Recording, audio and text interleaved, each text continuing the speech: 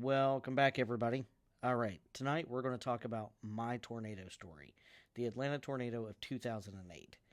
So, I've had more than my fair share of tornado experiences in my life, but certainly the most significant was the tornado that struck downtown Atlanta back in the spring of 2008. So, at the time, I was working as a paramedic for the city, and before I get too deep into this, for context, I'm going to have to kind of be slightly vague with certain bits and pieces, just simply because of patient privacy, the HIPAA policies, and things like that. So just bear with me on some things. I'll try to be as specific as I can without kind of crossing that boundary. So we had just dropped off a patient at a hospital that was, for all intents and purposes, as close to central downtown as you could probably get. Well, we knew some storms were predicted, and they might be severe. It's the springtime in Georgia. That's more common than it's not, so it wasn't really that alarming. So when we, dropped off, you could feel that the weather was changing, but nothing really too remarkable at that point. And so we had been in the ER. I don't know, probably no more than 10 or 15 minutes. It wasn't very long, and a crew member from a another EMS service had walked towards the door that led out to the ambulance bay, and when the sensor opened the door, all hell broke loose. We had heard some noise outside, but the ER was filled with noise pollution, and it was fairly soundproof ish. Um, and it wasn't anything that would really register too much with you from outside. But once the doors opened, Katie barred the door. So anyway, we all hunkered down as best we can, basically dove for cover in anything and anywhere that we could find it. Behind a nurse's desk, or in a broom closet, or under a chair, wherever we could kind of find, to kind of write out what we really didn't know what was going on. So, several minutes later, finally, it seems kind of like it's starting to kind of settle down, and we make our way towards the exit, and we mark up with our dispatch because we were confident there were calls holding. So they said, "Shelter where you are. We'll advise shortly." So we hung around in the ER for, I don't know, maybe 20, 30 minutes, and maybe it wasn't even that long. It certainly felt like a very, very long time, to be totally fair, when something is going on outside, and you're needed somewhere. So we, finally got back into service, and then it was just all night long, just nonstop, recovery, and just trying to navigate through the damage, and you're seeing firsthand the damage that had happened. And there was one particular point in the night where we had, on our travels, and come back around, and we were on Freedom Parkway. And if you've been through Atlanta and been on that stretch of Freedom Parkway, you're looking at the skyline. And most specifically in that skyline, you see the West End Hotel that is downtown. And the West End Hotel is the tall cylindrical glass hotel building.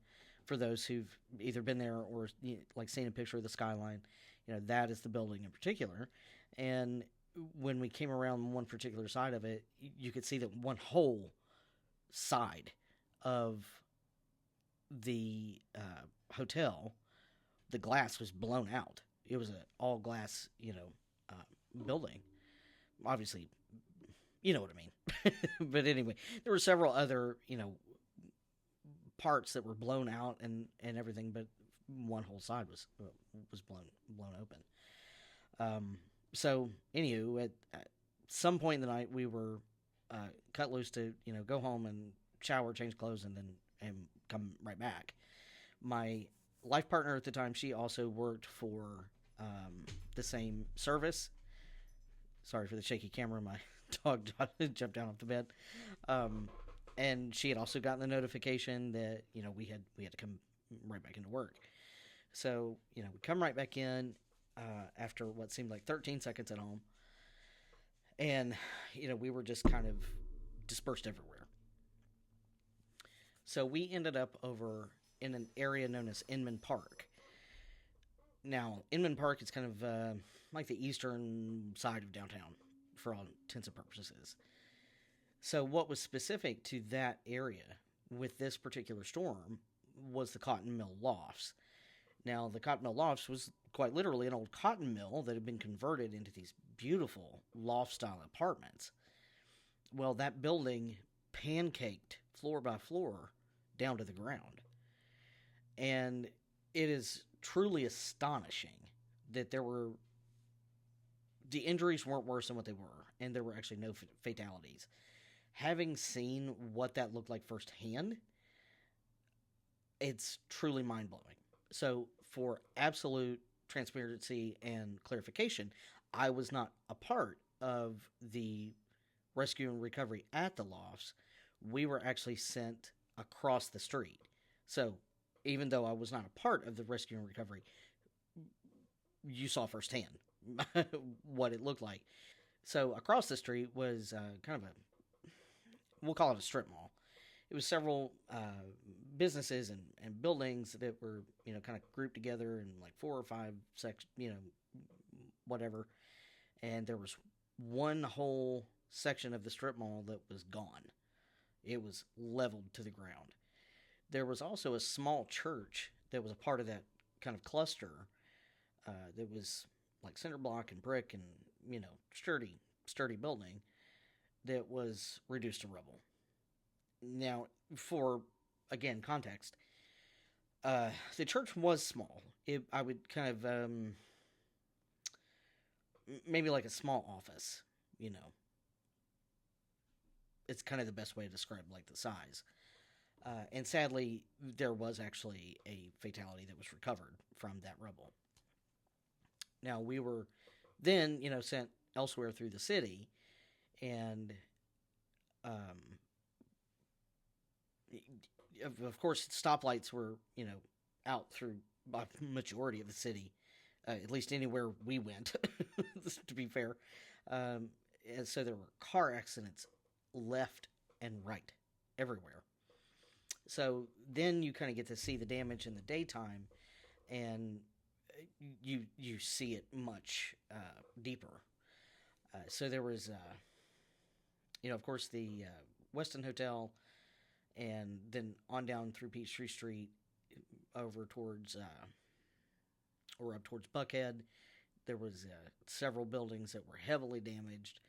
If you went over towards Marietta Street, which that's where like the CNN Center is, and it's close to where the Hawks play or did at the time. The CNN Center had taken some damage. I know the exterior of where the Hawks played at the time had taken some damage, but was relatively okay. That's being very kind with the word relatively. So you just kind of gain a deeper perspective of it. So after that chapter is done, we kind of get the all clear to head home, and I know for me, I was pushing well over 30 some odd hours without sleep, very little food or water in there as well. So delirious doesn't begin to cover it. So this is kind of the part that is lesser known about that event, in that there were several more tornadoes, albeit much smaller and did less damage, that occurred, for a few days after that. One of which actually hit my apartment building.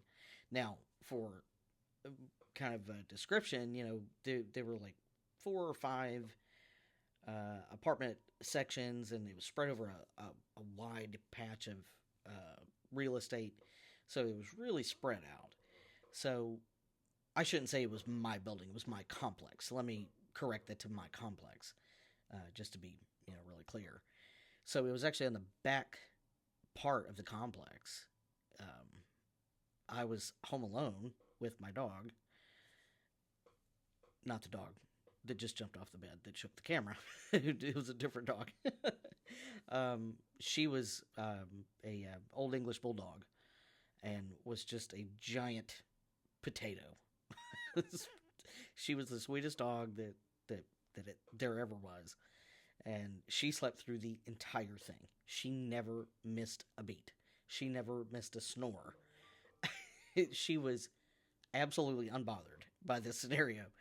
So, again, we're at home, and the alert, the tornado warning comes across the television that there was a tornado spotted in Clayton County. For those of you who don't know where Clayton County is, it's a suburban area of Atlanta that's a county south of Atlanta that kind of words butts up against Fulton County. There we go. Now my brain's on track again. So, anywho, after everything is said and done, the freight train noise has finally subsided. I go around to where the damage was, and to see if anybody needed help. Just being a good human being. And thankfully, there were no major injuries. It was predominantly people that were just very understandably shaken. There was some damage to several of the buildings. Several cars were totaled. There was a lot of tree damage and trees, blown over and things like that. Well, then I think it was a few days later. It was no more than two or 3 days after the apartment incident. My partner and I, we were both off that day. We had been out riding, and we pulled into a quick trip gas station. I don't know why I specified what gas station. It doesn't actually matter, but I don't know. Maybe you want that. Maybe you want that kind of specificities. I don't know. But I will say they have delicious hot dogs and very good sweet tea. Both things that are not good for you, but they're delicious. Anyway, so we pulled in, to stop at the gas station, and we're underneath the canopy by the fuel pumps, and happened to look up into the sky, and it was just that eerie black with that nocturne green hue, throughout. And if you've seen it, you know what that probably means, or most likely means. So, everybody, thankfully, that was outside saw it. And, we hurriedly got inside. Everybody kind of huddled inside. And, this gas station was predominantly all glass, on the front. So we all saw what was going on. We never saw the funnel itself, but you certainly saw what was occurring. Trees were, blowing over, and, of course there was litter and debris and everything everywhere. It was very fortunate that there wasn't any real significant property damage. If memory serves right, I actually couldn't find. I tried to do the research on it to actually be sure of what the rating was, and I really couldn't find it.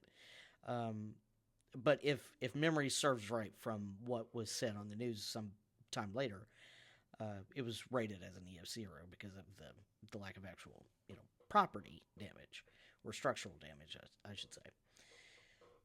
So that was the spring of 2008 for me. It was a series of several tornadoes over a handful of days. God knows there are some of the tornado clusters and things like that are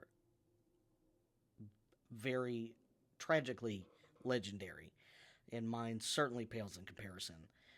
But for me, that is certainly the most significant experience I've ever had with tornadoes. And remembering kind of what my experience was, and knowing what has occurred to others, it absolutely, without question, gives me such a profound sense of empathy for anyone who has had to withstand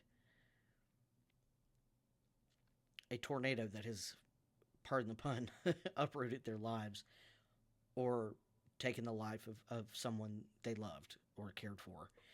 I was very fortunate, unbelievably fortunate.